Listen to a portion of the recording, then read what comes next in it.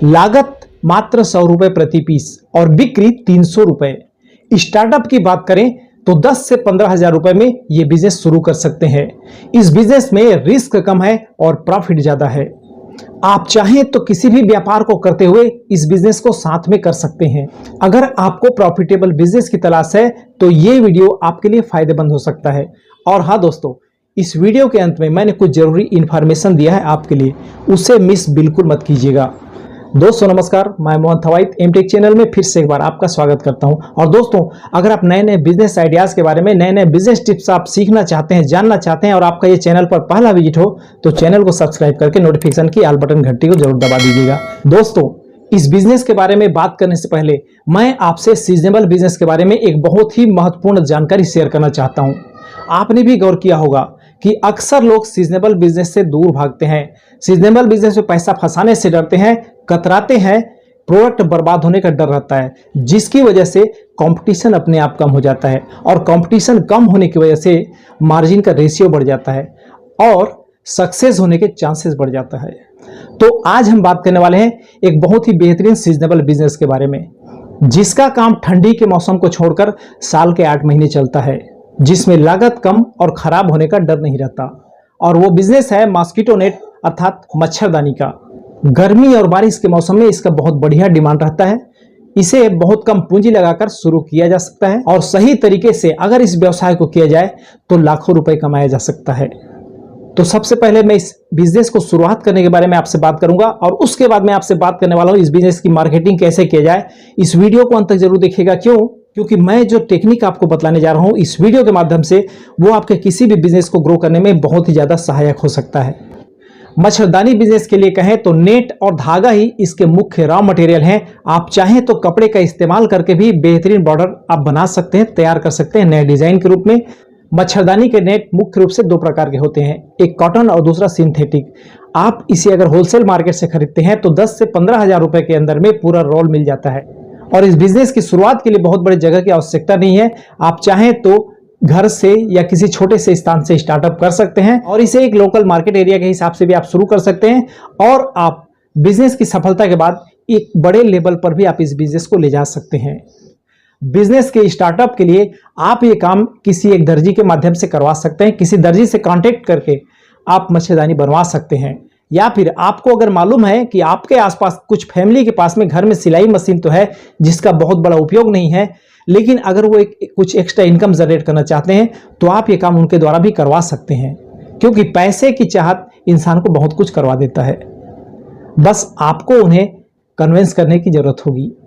तो दोस्तों, single bed मच्छरदानी जाली लगभग 100 रुपए की कास्ट में तैयार हो जाता है और वो 300 रुपए बिकता है। और डबल बेड की अगर हम बात करें तो लगभग 200 से 300 रुपए में तैयार होता है और 500 से 700 रुपए तक बिकता है।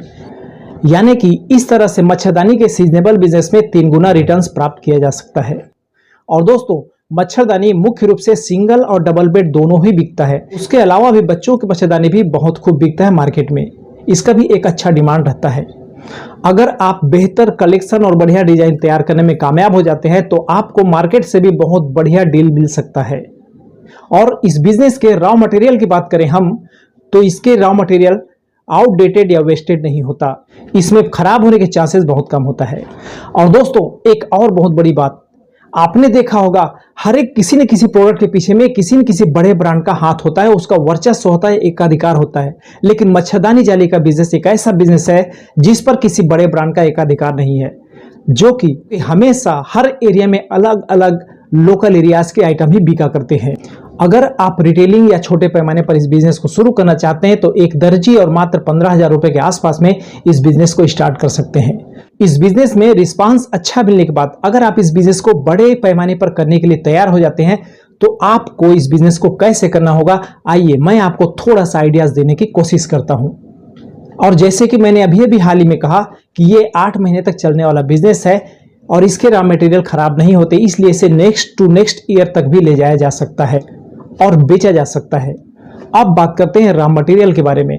तो मैं आपसे कहना चाहूंगा, इस बिजनेस को अगर आप शुरुआत करने के मूड में है तो रॉ मटेरियल आप सबसे पहले ऑनलाइन में सर्च कीजिए और ऑनलाइन में इसकी क्वालिटी के बारे में समझना उतना आसान तो नहीं है। हाँ, पर प्राइस आपको बेहतरीन जानकारी जरूर मिल जाएगा। और हाँ, अगर आप पहली डील करना चाहते हैं, अगर आप पहली बारी से खरीदना चाहते हैं, निर्माण शुरू करना चाहते हैं, तो मेरा आपको एक ही सजेशन होगा कि इसे आप ऑनलाइन बिजनेस के बजाय ऑफलाइन मार्केट से खरीदें और साथ ही उनसे मिलकर कुछ बातचीत करें, कुछ चर्चा करें।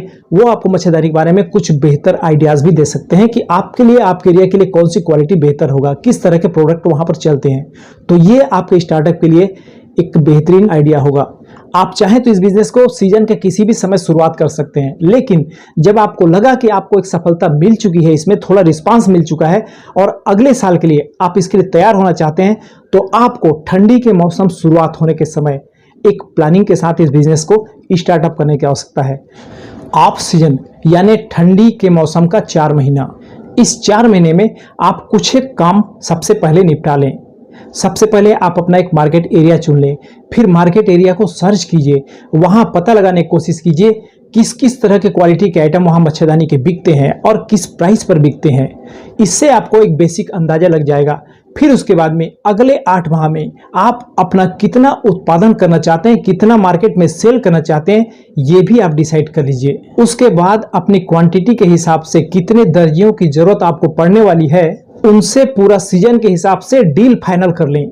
इतना सब करने के बाद इतने बड़े एरिया में आप बिजनेस करना चाहते हैं, उतने बड़े एरिया के व्यापारियों का फोन नंबर, एड्रेस और पता जरूर निकाल लीजिए। और मेरा ये विचार है, ये सारे काम आप 3 महीने के अंदर में कंप्लीट कर लीजिए। और सीजन शुरू होने से 1 माह पहले अपने हर एक संभावित कस्टमर को फोन के द्वारा कांटेक्ट करने की कोशिश कीजिए और जिनसे कांटेक्ट संभव ना हो उन्हें फेस टू फेस मुलाकात करने की कोशिश कीजिए। और मेरा तो बल्कि ये कहना है आपसे, अपने संभावित मार्केट एरिया में हर व्यक्ति से, हर व्यापारी से एक बार कांटेक्ट कीजिए और वो हाँ बोले चाहे ना बोले, आपके लिए मायने नहीं रखता। आप उन्हें अपना विजिटिंग कार्ड देकर जरूर आएँ। आपका विजिटिंग कार्ड वेस्ट नहीं जाएगा और वो व्यापारी जिससे आप विजिटिंग कार्ड देंगे वो फेंकेगा नहीं, बल्कि अपने दराज में डाल देगा।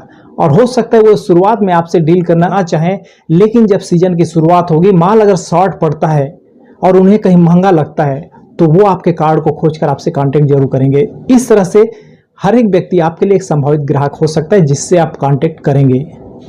और दोस्तों, जब आप मार्केट में निकलते हैं अपनी प्रोडक्ट को पहली बार सेल करने के लिए, तो मेरा आपसे ये कहना है कि अपना कीमत मार्केट से थोड़ा कम जरूर रखिए, ताकि लोगों को कम कीमत या उससे मिलने वाला ज़्यादा मार्जिन आपके प्रोडक्ट को बेचने के लिए प्रेरित कर सके। और हाँ, अगर आप चाहें तो क्वांटिटी बेस्ड खरीदारी करने वाले व्यक्ति को आप स्पेशल छूट या डिस्काउंट भी दे सकते हैं, या फिर उनके लिए क्वांटिटी खरीदारी के लिए कोई आप स्पेशल गिफ्ट स्कीम भी रख सकते हैं। और दोस्तों, ना तो ये बिजनेस इतना आसान है जितना आपको लगता है, और ना ही ये व्यवसाय इतना ज़्यादा मुश्किल है जितना आप समझ सकते हैं। इस व्यवसाय में सफलता आपकी इच्छा शक्ति और आपके कार्य के ऊपर डिपेंड करता है। और अगर आपको ये वीडियो अच्छा लगे तो दिल से एक लाइक कीजिए, अपने दोस्तों को ये वीडियो शेयर अवश्य करें। फिर मिलेंगे एक नए वीडियोस के साथ। जय हिंद, वंदे मातरम।